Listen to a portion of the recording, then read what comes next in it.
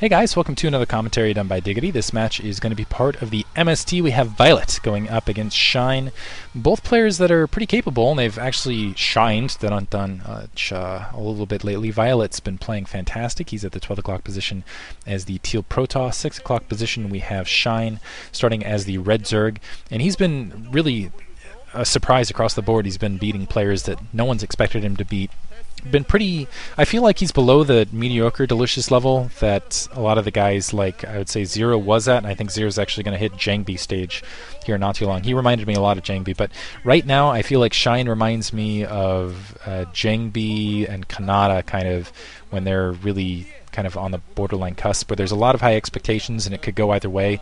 Either he could accelerate and just be a fantastic player, or he could just fall off the map. Violet, we'll have to see how it works out. Violet looks like he's actually going to come out for a fast expansion, and this is on Destination, by the way, which honestly I feel like everything's Zerg favored right now in the Zerg versus Protoss metagame. Protoss just have to cling on by the... Really, I feel like the only option for Protoss right now is to almost skip Harass altogether, just get that Dark Templar out there to deny expansions as long as possible, and then just shell up, try to get your 120 supply, move out, take your third base, and just pray that you'll be able to either take an expansion up, or at the very least you'll be able to seal that third and then play the game from that stage on.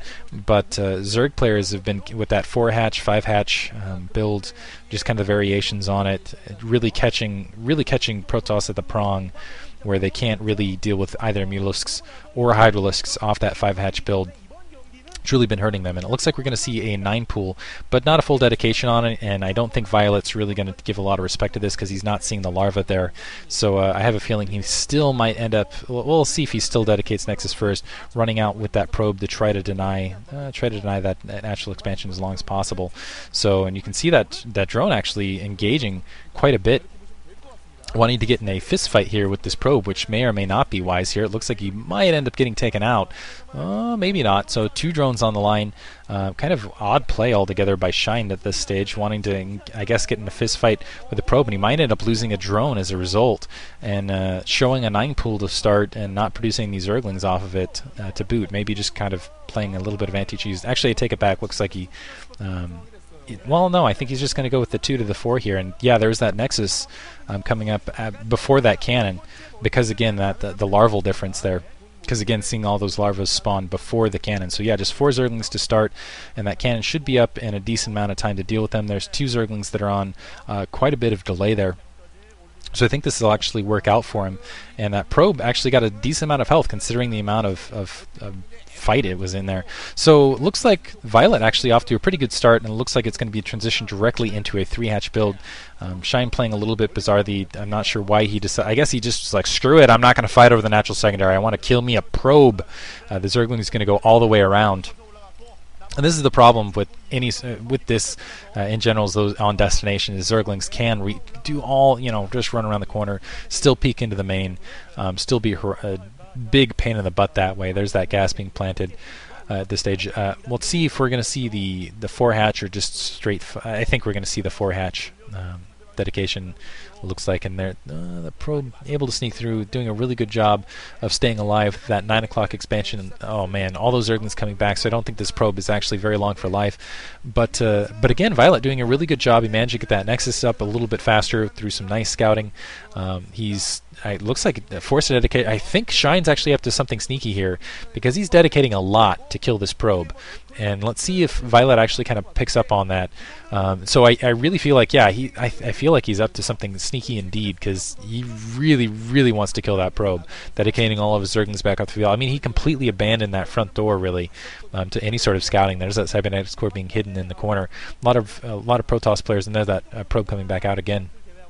See if he blocks this interior ramp, actually, and I think that'll be another good indicator, whether he just kind of... Oh, no, he's going to get him back up. Okay.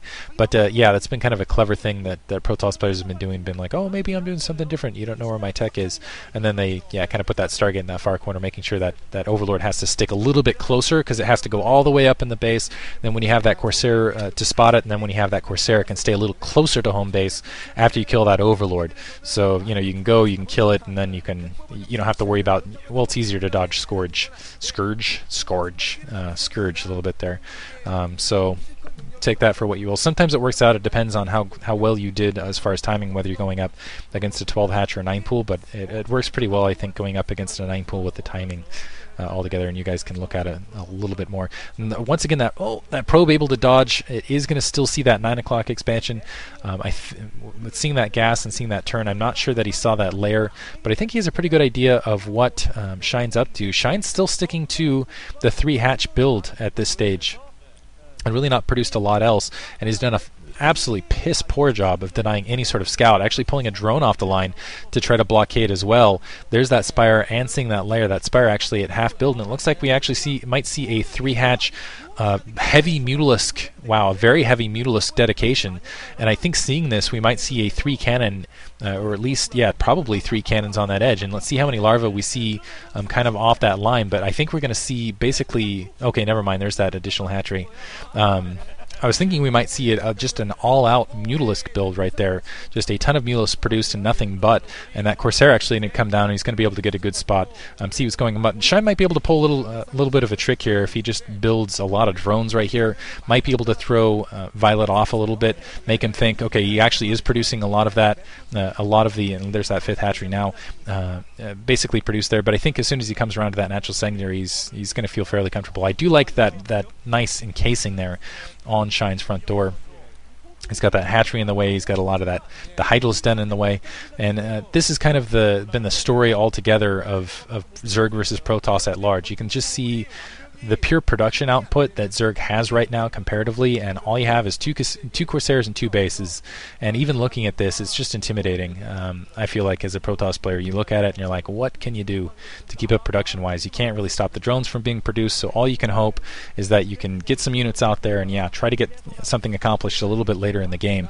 And where Protoss have won matches, that's where they've had to do it. And that Corsair actually doing a really good job of kind of dodging left and right.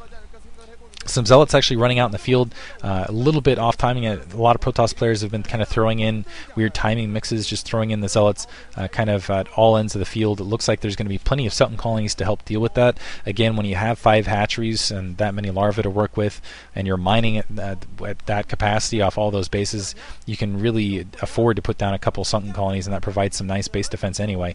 But the Speed Zealots running in, it looks like they're going to try to get maybe a couple drone kills. I don't know that they're even going to be able to get that Sultan colony down. Looks like Violet knows it, so he's actually backing off. That Corsair getting all the way back, going to be able to kill that Scourge, and he's actually got a pretty, well, he doesn't have a large Corsair force out, but able to keep his Corsairs alive, putting in that single cannon just in case some Mutalisks might be coming out. A couple Zealots getting caught midfield by a large amount of Zerglings here, but I think those Zealots, yeah, they do have that weapons 1, and they have speed, so kind of an odd engagement there from Shine. Don't think he really needed to dedicate those Zerglings there. Maybe he was just running them up to scout and got caught in the mix, but if he was thinking about catching those Zealots, that a little bit greedy on his part, I would say. So things actually working out pretty well here for Shine. He's got a little bit of map control here. He's got, at this stage, if he wanted to take an additional base, he might be able to if he can throw those cannons up, just because the lack of troops, and it looks like he is wandering out with a probe to attempt to do so momentarily, and morphing a Dark Archon. Wow. Okay, so we're going to see a Dark Archon in here to try to deal, so maybe this is the solution for, well, I'm not going to say that yet. We'll see how it works out. Wow, Meandering Zergling actually were able to run up and kill that probe at that 3 o'clock position, which is really going to hurt Violet.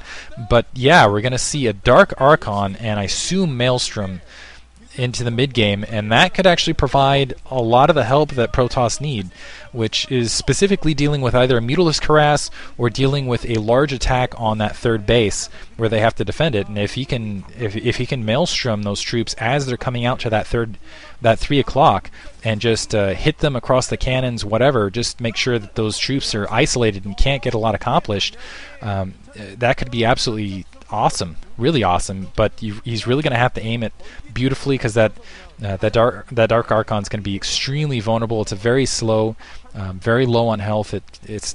Doesn't take more than 1 or 2 hits, and it's not like an Archon. It's slow like an Archon, and doesn't have the damage output like something else. Here they come running up.